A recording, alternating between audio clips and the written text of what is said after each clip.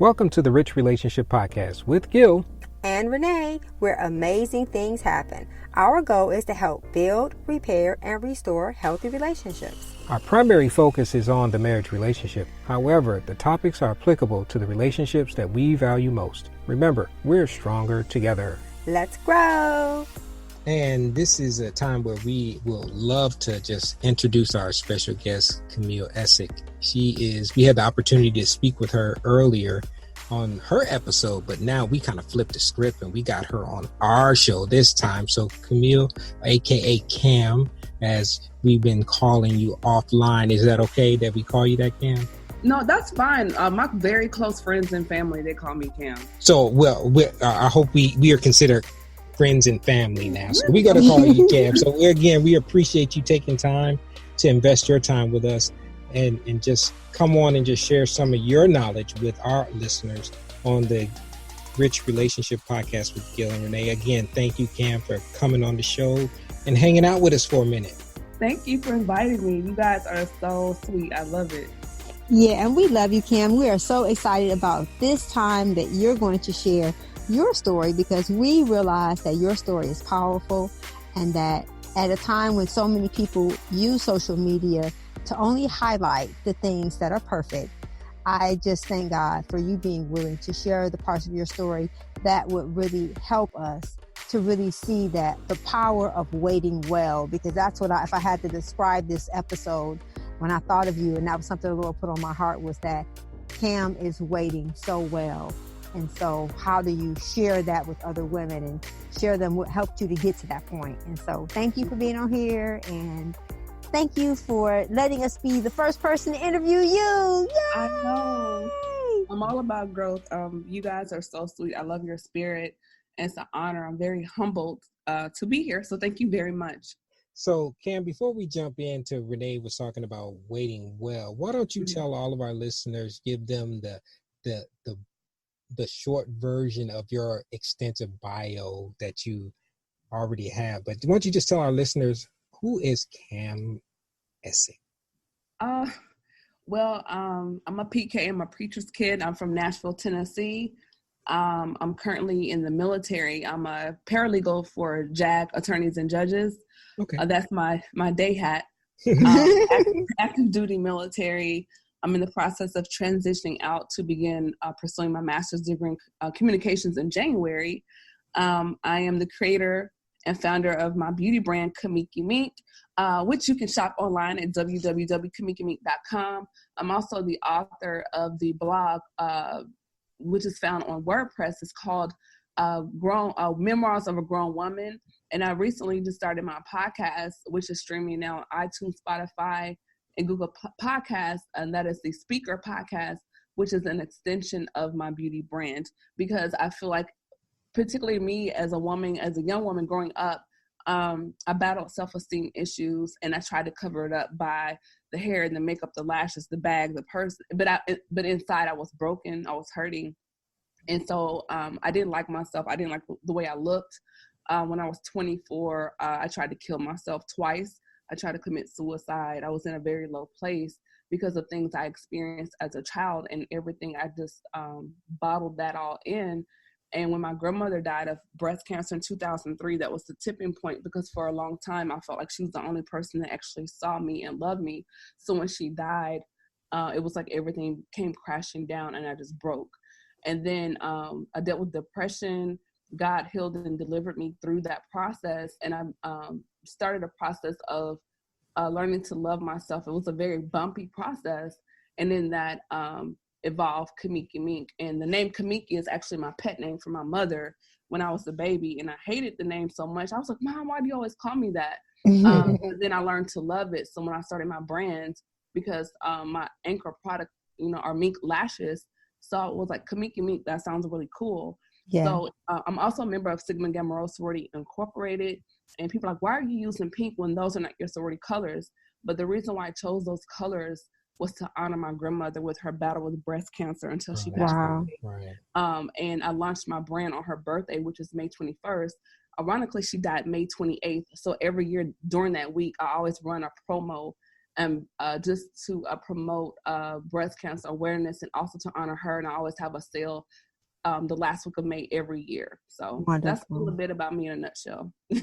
Wonderful. Well, I think about one of the things you said that really kind of wanted to commit suicide. What would you say was the one thing, looking back on it now, that made you want to commit suicide, that you realize that now you've changed your focus? What has been that one thing that made you realize the value of your life? I didn't know my purpose. I didn't know who I was. I didn't know my assignment. I didn't know I had a voice. At that point in my time, that time in my life, I felt very small, very invisible. I felt very forgotten by God. And with a culmination of everything that happened when I grew, as a child, I was molested at the age of 7, and it happened again when I was 10. So burying that on top of other things, moving around a lot as a child, all these other things, I just, my grandmother used to always say there's more room out than in, meaning if you don't deal with those issues, you're going to either implode or explode. Right. And I imploded. And so it was really my spiritual mentor. She's still one of my friends to this day, Lucretia Tennyson. And she began to work with me through the process as far as becoming delivered from depression, and not just from a spiritual aspect, but actually doing the physical work. She taught me the power of prayer, setting the atmosphere, how to become an intercessor, and really through prayer and worship broke it down until it literally broke off of me. And then after that, a couple of other things happened after that throughout my life. And growing up in church, there's such a stigma around mental health and therapy. Right. And so when I joined the military, I experienced something very traumatic. And I put myself in therapy because I was like, this is not okay. And so I did that. And I went again 2 years ago because I wanted to, sometimes I feel like we need a tune-up. Yes. There's nothing wrong with that. You need to check in, particularly within our community, the stigma of, leave it at the altar, just give it over to Jesus. Yes, there's nothing wrong with that, but you can be saved and still have a therapist. And It doesn't mean you're crazy or something's wrong with you. But I think within our community, again, particularly, we experience things, traumas, and then we have this montage of what goes on in this house stays in this house, or, just brush it off, keep going. And that's not healthy. And I think for us to really be who and what God has called us to be in our full assignment, whether you've gone through molestation, rape, divorce, domestic violence, and not just for women, men too, because right. Men are also out here being abused by their wives, physically, emotionally, manipulated. Men also get molested as children, like all, people that are overweight, fat shaming, all these things, like you carry this load and we're like airplanes. How can you go to the next level if you're carrying all this baggage? It's not possible. And when a plane has too much baggage, what does it do? It crashes. Right. And I love your transparency, because so many times, one of the things I always say is that we don't keep secrets. Our secrets keep us. Mm-hmm. And I love what you're saying about realizing that, yes, we need Jesus. And I say that we need Jesus. We need the blood. We need the word. We need counseling. And we may need medication. Mm-hmm. And so when you think about what was the one thing that helped you to get to the end of trying to keep the secret? That's a loaded question. I guess I would say I was tired.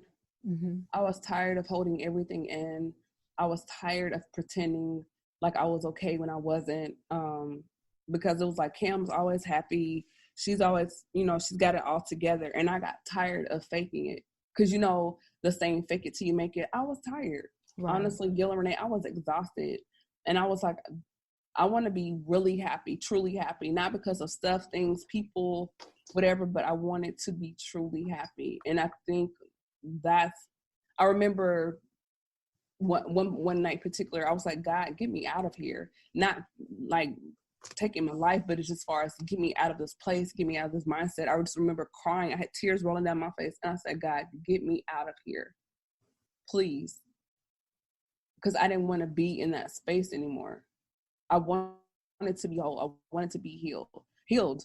And he did it, and But people have to understand you can't just, God doesn't just wave a wand. You have to do the work.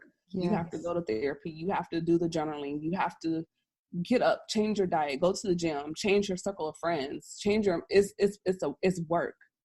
But if you're willing to do the work, I promise you the reward is amazing. And, I'm in a place now, that situation, when that happened, I was 24 years old. I'm 40 years old now, to give you a span of time as far as how long ago that was. But when I was 24, 23 to now, totally different person. And Cam, you mentioned a lot of history that I think a lot of younger people don't realize, that as they're going through some things, that as they get older, if they don't deal with them, you're going to carry them into your latter years. And I applaud you for doing that. So if you were to be advising younger people who may be listening to our podcast, we always talk about being honest, open, and transparent. What would you kind of advise them? How can they start that journey on being honest, open, and transparent with themselves? The first step is admitting something is wrong. Just like when you go through AA or NA or any other group, it's admission, confession, just saying, hey, I have a problem, something's wrong, something's broken.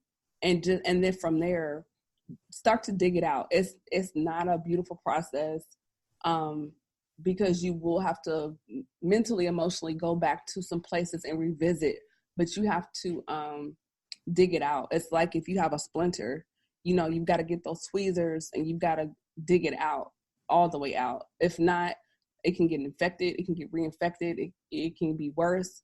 And we live in such a generation of instant everything. We call it microwave generation. We want it now, but we don't want the work. We want the instant gratification. But for this, you have to do the work in order for you to fulfill your purpose, what God has for you on your life, for you to fulfill your assignment, your vision, your destiny, your call, whatever you want to call it, to launch your brand, your book, your podcast, whatever it is. Because if you're not healthy, your ministry won't be healthy, your business won't be healthy, your relationships won't be healthy, your marriage won't be healthy, your home won't be healthy, your money won't be healthy. Just it dominoes into every dimension of your life. But it starts with you, because if you're whole, you're healthy, you're happy, you're healed, that will reflect in your brand, your business, and your relationships, and your body. One of the reasons why, we're talking about waiting well, I think sometimes we have this Disney idea, I'm going to do this at this age, and I'm going to do this at that age, and I'm going to do that at that age. A part of what I love about you as we've developed our relationship and as we're developing our relationship is just the sense of urgency you have about waiting. It wasn't always that way. Yes. And it's only because of life experiences and being hard-headed and being impatient that I got to this point.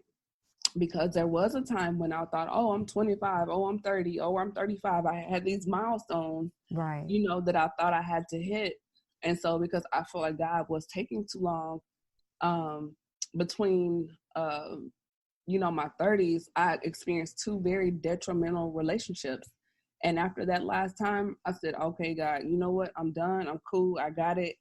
You will bring him to me when it's time. In this season right now, I need to work on myself, meaning I need to further my education, work on myself personally. And if you don't send them, okay, but I'm not going to sit here and twiddle my thumbs and not live life, not enjoy life, not experience, life as a single person.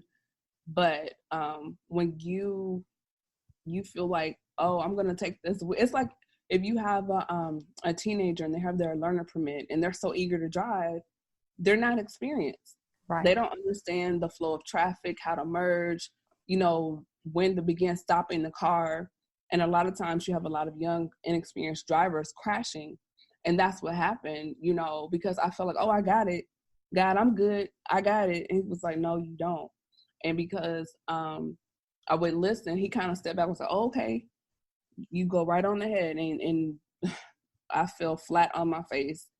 And after that second time, it's time is too precious, because particularly as women, we're very emotional, and when you crash like that, you have to look at Renee and Gil, how much time it takes to recover, replenish, and rebuild. And then here comes another joker, and then I go through that again, and then I got to spend another 2 years replenishing, rebuilding. Like, I'm like, no, I'm not giving you the best years of my life. I don't care how fine you are. I don't care what's in your account. I'm looking more at your character at this point, and I'm not going to jeopardize the work I've done and the work God has done to me just because I like you and I think you're cute. And I love that you, a part of what you said was one of the things that Gil and I always talk about is that most people who are successful are good listeners. In order to learn from your mistakes, you have to learn how to listen. And the Bible says a wise person learns from other people's mistake and a fool learns from his own. It's so important that we learn how to listen. And so I think what you're saying is either you will listen to people, you can listen to your pain, or you're going to listen to the people around you that have gone through it and that could help you. And so who are some of the people that you have learned now? Because we always talk about people having a vision board.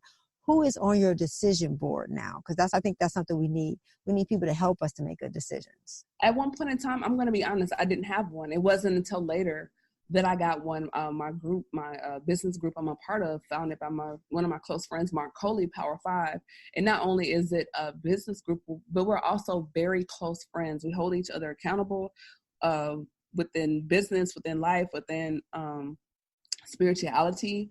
And what's that scripture? In the multitude of counselors, there is safety. And then I began to look at the people around me, and I was surrounded by other young ladies that weren't happy either. Right. And they were always complaining or, and it was just a negative space. So I had to, and I loved them, but I had to remove myself from certain people because of what was in my ear. When you're hearing negative conversation, bad conversation, unwise conversation, we're like tape recorders. We begin to take it in. And what is good, the scripture talks about the parable of the seed. Some fell on shallow ground, some fell on rocky ground, and the seed was coming, but it wasn't landing on good ground because my foundation wasn't solid because of the people I was surrounded by. So when I began to change the people I surrounded myself with, what I was listening to, you guard your ear gate, your eye gate, and just made some changes. And honestly, it was my squad, praying more, hearing more, and so it's just a combination of environment and what I call my squad. So yeah. Well, it's that time. Oh, I'm sorry. I guess that's not my line.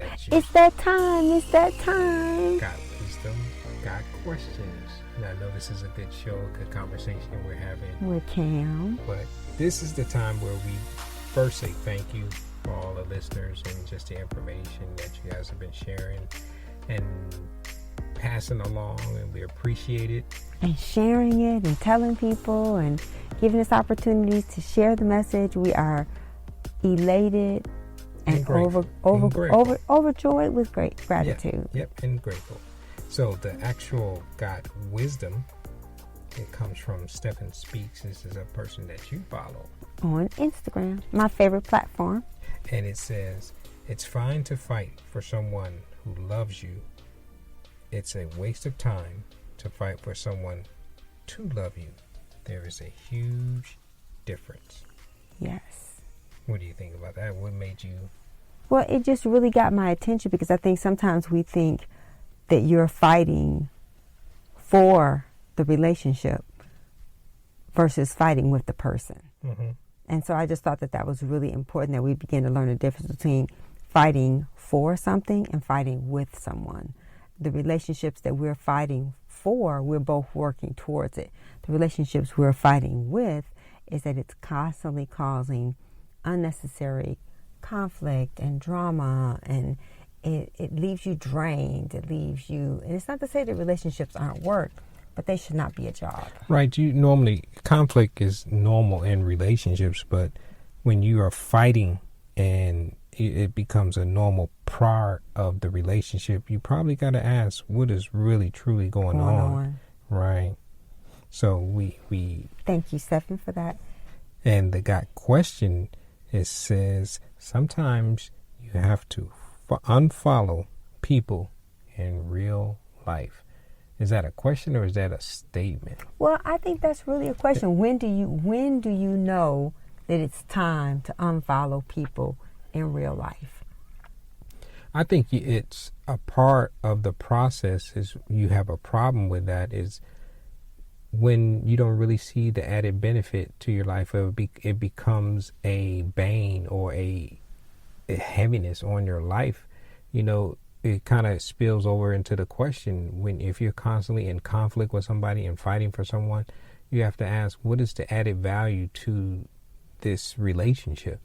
You know, whether it's just a mutual friend, same sex, mutual friendship, or even a intimate relationship that you may be having with someone, you have to really take time to figure out, if I'm in this type of situation and it's causing problems, and we haven't seemed to get to the origin or the root of the problem, it's probably something you really have unaddressed or not addressed or overlooked or just ignored in the relationship. You know, one of the things I remember really early in our walk as Christians, Charles Stanley gave you a list for what a friend is.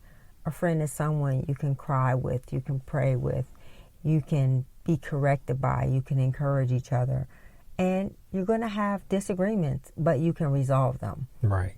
And so I think that those are some of the things that we have to look for in establishing when do we need to say enough is enough. Yeah.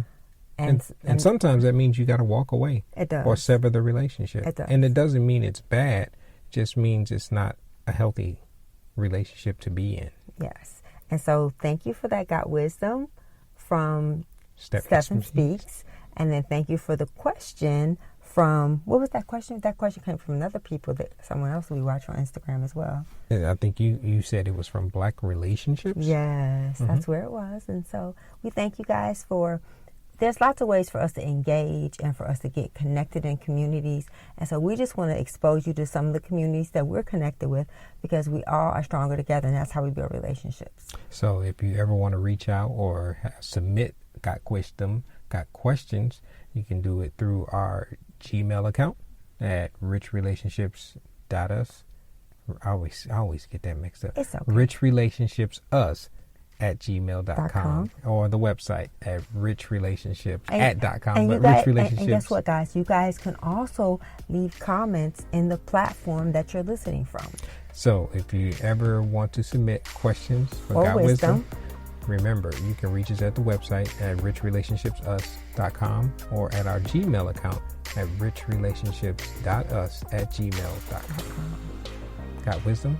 Got questions? Gil and Renée Beavers' over 30-year relationship is the genesis for the Rich Relationship Podcast, which is designed to empower individuals with the tools, principles, and the community needed to unpack ourselves, our past, and our preconceived notions associated with relationships.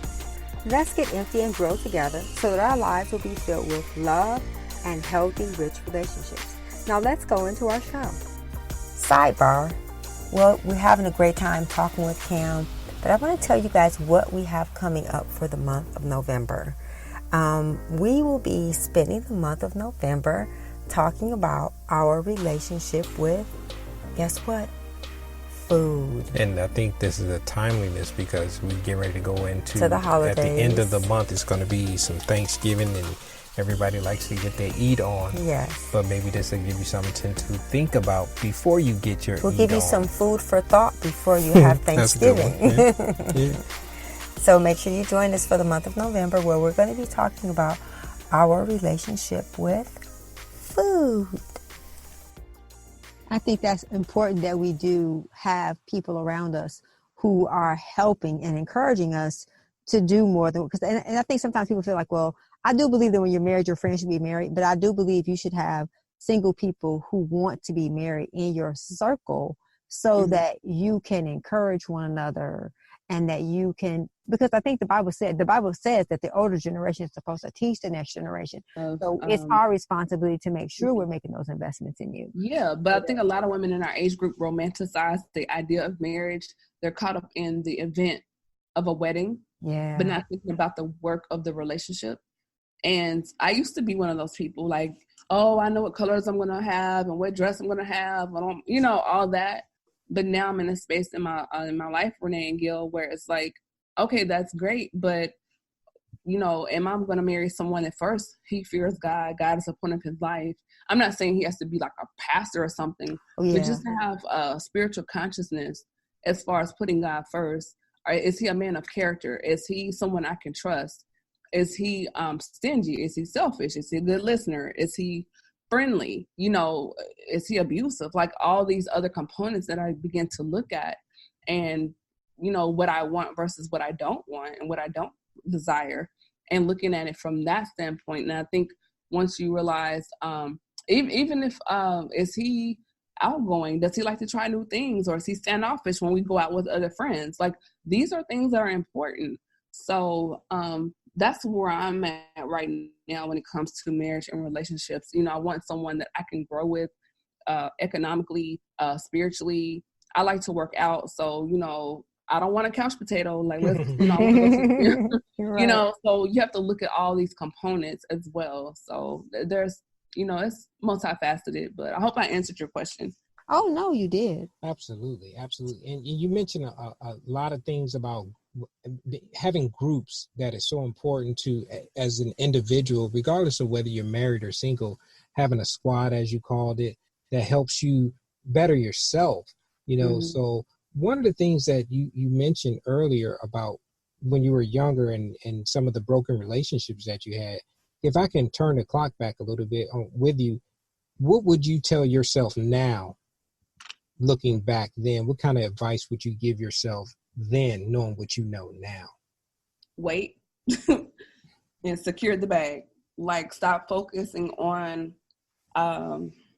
what you think where you should be. Stop comparing yourself to other people, because a lot of people that you think are happy are not. Right. You don't know what they did to get there, and then you don't know what they're doing to maintaining what they have. I would have also told myself, find Camille, find your voice, Yes. Find your strength. You're beautiful, you're strong, you're smart, you can do whatever you want. You're okay. You're okay. There's nothing wrong with you. You're okay. Yeah. Just by yourself. Mm-hmm. And I think that's something that so many women don't know. They don't realize that they're enough.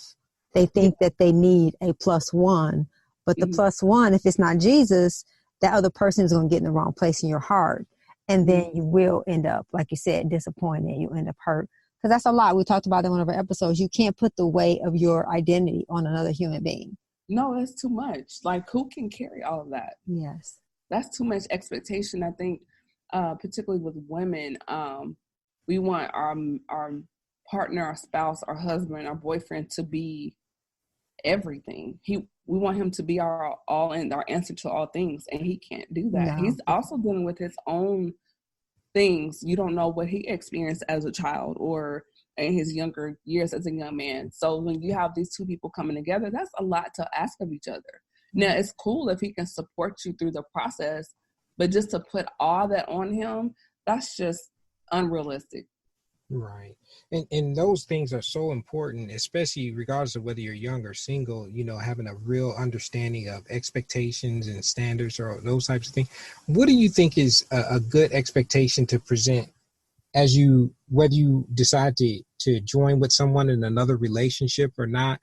Or do you think it's okay to have those expectations going into the relationship, or should they be communicated? How would you advise somebody in that?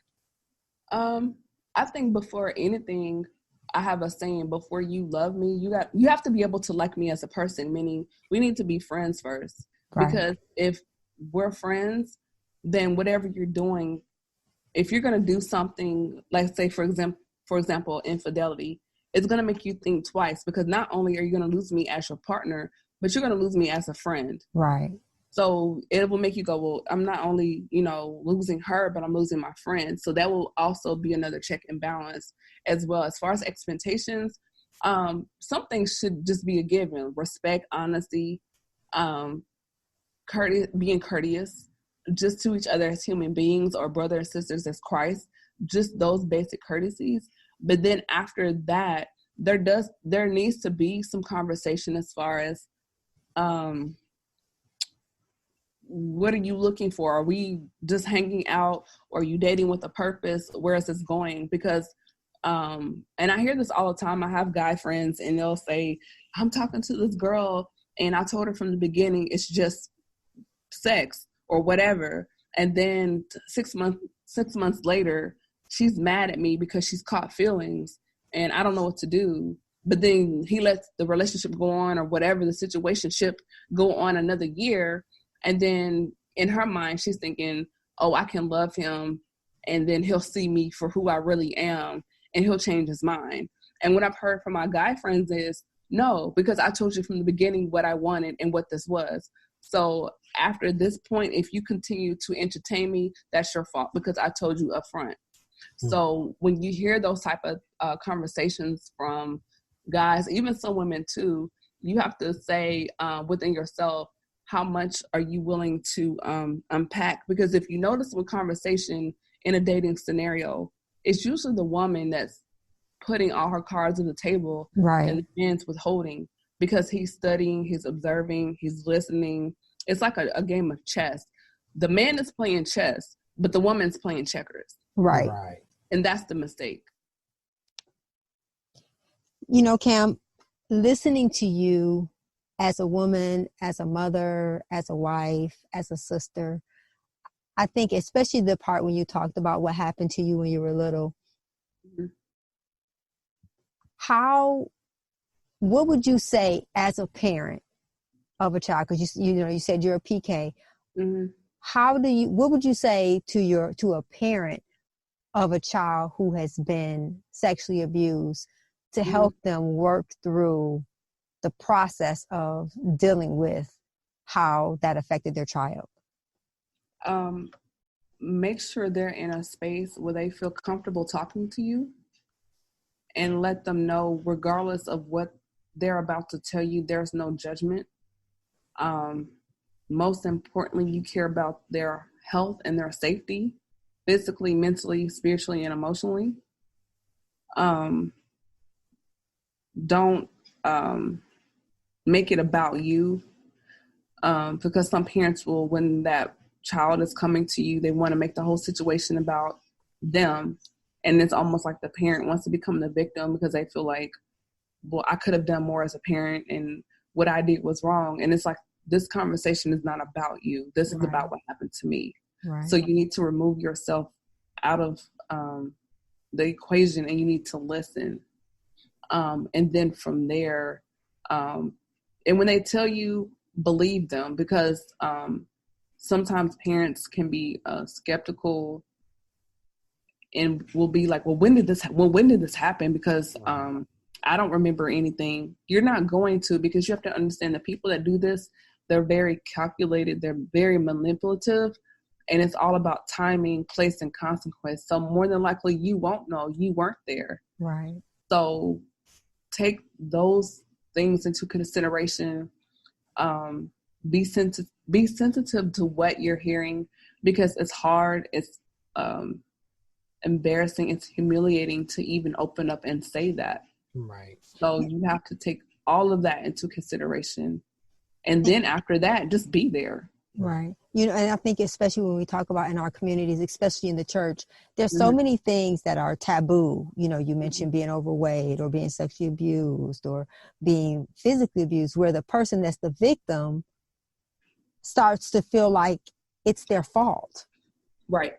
And so I think it's so important that you're talking about this, because so many times things happen to people and they don't talk about it. They don't know how, especially in our communities. Like you said, go to a counselor, go see a psychiatrist. That's the reason why we're doing this podcast, because I talked to you before, we're talking about it. There's so many things that we don't talk about. And I believe that whatever you don't talk out, you're going to act out. Yeah. And you looking at your 40-year-old self versus looking at your 20-year-old self. We have to become sensitive to watching the behavior of the people around us to see, hey, are you okay? You know, we need that. We need people in our life who are not afraid to ask us, are we okay? Yeah. And also I wanted to add to that, parents, don't get so caught up in your own success or trying to heal your own brokenness that you become blinded to your child. Because I have a friend of mine, it's actually reversed. He's actually the single father because the child of his mother at the time, she was so focused on having a boyfriend. The girl was 3 and she told her mother what happened. And her mother, it was like a real life Precious. Like, she knew about it, but because she wanted to have a man and thought this is the only person that would love me, she allowed it. Wow. Just to keep him. So, and these are things that happen behind closed doors. Right. So don't get so caught up in trying to fulfill your own need that you push your child's welfare to the side because of your own little girl, little boy, mommy, daddy, broken issues. Right. Don't do that. So, you've been given some great advice and insight and sharing so much of your life with our listeners, and we really appreciate that. If our listeners want to reach out to you and get more information about what you're doing and your products and all those things, how can they reach you and how can they get in touch with you? Okay. They can follow me on Facebook, Instagram, Twitter. You can just put in Camille Essick and my name will pop up. I'm also on LinkedIn. Just put in Camille Essick. That's CamilleEssick. You can also email me at kamikameetlashes@gmail.com or camille.c.essick@gmail.com. My beauty products, mink lashes, beauty tools, essentials, lace fronts, all that's available on my website at www.kamikameet.com. And you can also catch my blog, Memoirs of a Grown Woman. That's available on Facebook and on WordPress. We really appreciate your information and your time. And we definitely going to link all this in the show notes so everybody can reach out to you. And we appreciate it. For having me. And you know what I love, even in your brokenness, even in the things you've gone through, you are the epitome of turning ashes into beauty. Oh, thank you. Because you've taken what you've gone through and you're learning from it and you're talking about it. And, I was talking to a friend and we don't realize the power of our voice to share when something is wrong. Mm-hmm. So many times we want to share everything that's great and perfect. But when we can talk about molestation and we can talk about divorce and we can talk about all these things that we have been taught that you don't talk about, I think that that's going to be the power that people need to really change. Because now when people see your lashes and when they see your blog, when they see your podcast, they'll know it's a real person who's been hurt and broken. And instead of her sitting in a corner somewhere, she's taking what her pain and she's using it to help people to become beautiful and strong and to learn who they are. And I admire you. And I'm so grateful for the gift of who you are to your generation. And so thank you for being willing to be transparent, because we do need to see that our mess can be our message, and that no matter what we've gone through, we see people's success, but we also don't know the struggles they've gone through. And so thank you for that. We thank love you for having me. I really appreciate it. Everyone wants the rainbow, but nobody wants the rain. Exactly. And you got to have them both. And so that's what our podcast is about, is helping people to see that where people are is not where they've always been. Mm-hmm. And it's not where they're going to stay, because it's a journey. It's a process. Life is about us, having people in our lives that we can be open with. And so we love you, Kim. Oh, yeah. I totally agree. My pastor, he was, and I know we got to wrap up. Oh, no, you're fine. He said one time in a sermon, and it stuck with me, and it was like 7 or 8 years ago. He said, your past does not dictate your future. It's only a point of reference. Yes. It's a part of your story. It's not the end. It's not. It's not the end. And so we love you, and we're excited about what you're doing in the present as well as in the future. And we're going to have you back on again. And we are stuck with each other forever. We love long and hard. I love you guys too. Yes, I love you guys too. And I'm humbled and honored that you even asked me to come on. I really appreciate it. We feel like your story matters, and it's going to help so many people. Thank you. We appreciate your investment in time, as we like to say. Yes. Because we are stronger together. Yes, we are. Thanks again. We love you, Cam. Love you guys too. Thank you. Okay. Thank you for listening. Thank you for your investment in time. Remember to subscribe to the show and hit the notification icon to be notified when new episodes are posted on the podcast platform that you're listening from. Or you can always find us on our website at richrelationshipsus.com or our YouTube channel, Rich Relationships with Gil Renée. If you found this podcast helpful or you think it could help someone that you know and care about, please pass it along and share it with them. And also, you can always send your questions and comments to richrelationships.us@gmail.com. This is a weekly podcast, and the new episodes are going to be posted on Monday by 7 p.m. Central Standard Time. Remember, we're stronger together. Let's grow.